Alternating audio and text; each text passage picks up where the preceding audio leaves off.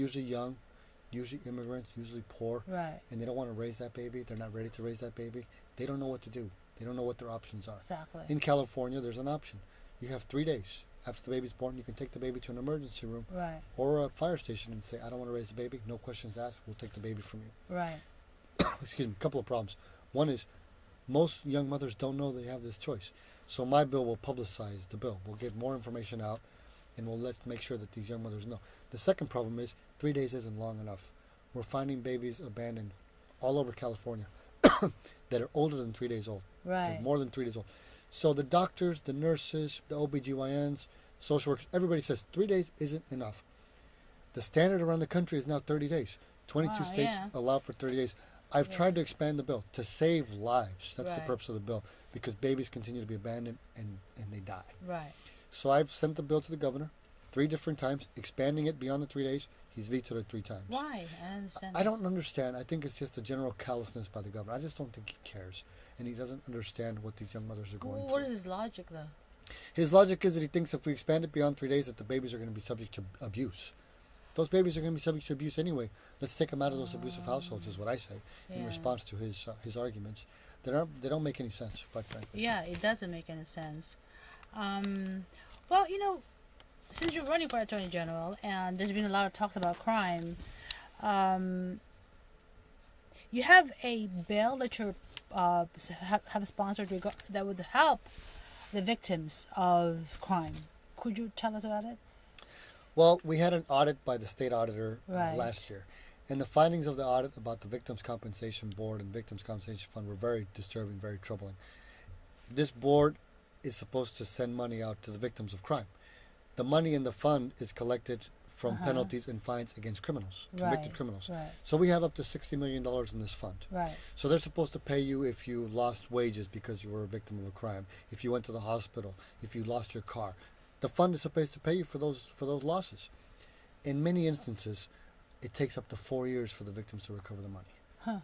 Unacceptable. Yeah. You're victimized when the crime happens. You shouldn't be victimized by the state. So I sent the governor a bill to clean up the Victims' Compensation Fund, to speed up the refunds, Right. to make sure people and victims in particular got their money and were taken care of.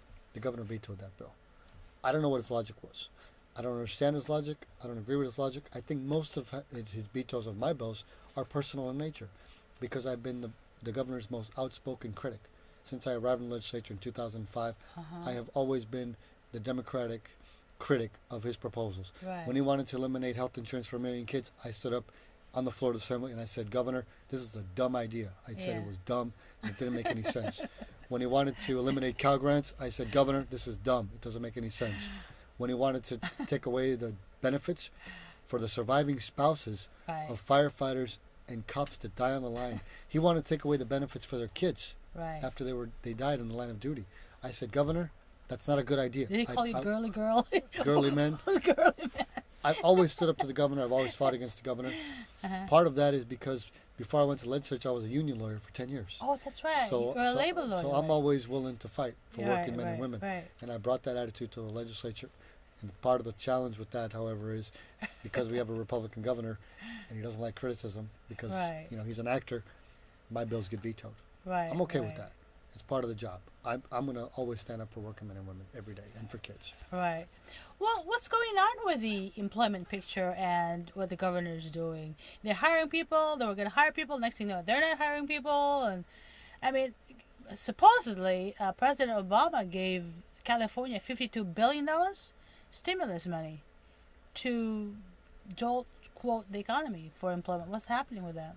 Well, it's not clear. I've been traveling around the state on this campaign, and I've been to 25 or 30 counties already, and I'm hearing from everybody that we need more help. Exactly. We have not received much of the federal stimulus package money. Right. I'll tell you who has benefited from the federal stimulus. Who? The banks, Right. the insurance companies, Right, the car exactly. companies. They've all benefited, but we haven't seen those benefits translated into benefits for working men and women. Exactly. We're closing the car factory in Fremont. Oh, The Numi really? factory, it's going to close. The last car factory in the country that's west of Texas. It's going to shut down next March. It's going to cost us 4,600 jobs. I've done everything that I could to keep that plant open. It's going to close. At the same time, GM leaves Fremont. They're opening factories in Colombia. Wow. South America. Oh, So wow. the bailout money is going to benefit tycoons, bank tycoons. Exactly. It's going to benefit workers in Colombia.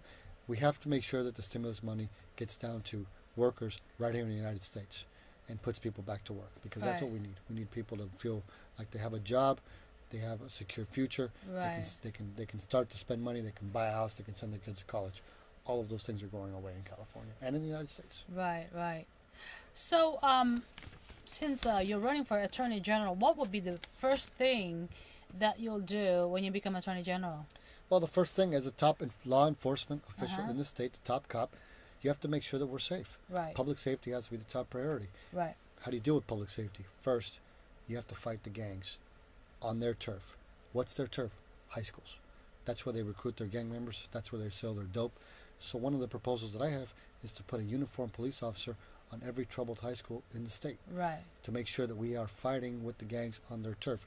We also have to get a hold of our prison problem.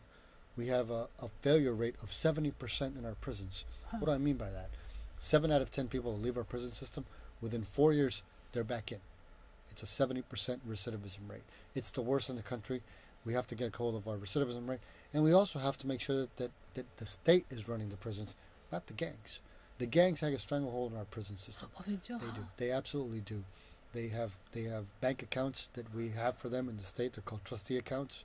The gang leaders that are in prison have their gang members send money into the prisons, cash, money orders, and then we send the money back out in the form of state checks. We're laundering the money for them Oh, really? from their criminal enterprises going into our prisons. And we're not talking about a few $100. We're talking about accounts that regularly, according to the warden in Pelican Bay, have $30,000 to $40,000 in them, and that money is being circulated back into our economy Each by person? the state of California. Each person, the What? leaders of the gangs, they're running their gangs from inside the prison system, and we're laundering money for them from the prison We should system. give them IOUs instead. We should, absolutely. Right. Hey, guess what? We have IOU for you. That's incredible. I didn't know that. That's happening. Okay, but the governor is talking about letting out a lot of prisoners to, quote, resolve the budgetary problem. What do you think about that? Well, it's a mistake and it's a problem. He wants to release 40,000 inmates, and that's not acceptable because some of these folks are dangerous. Yeah. I'll just give you an example of someone that let go from state prison. He committed a crime here in San Francisco a few years ago. Him and his buddy carjacked somebody. They pulled him out of the car. They almost killed him.